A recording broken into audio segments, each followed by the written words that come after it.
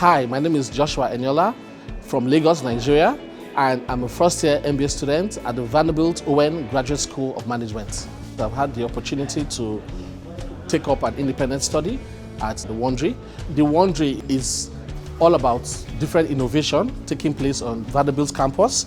So right now we're working on design thinking and looking at how to build some bots like physical robots. So it's really hands-on and it's really something that I'm very excited about. We're not focusing on just the technical part, we're focusing on integrating the marketing to the technical, which is the real challenge in the real world.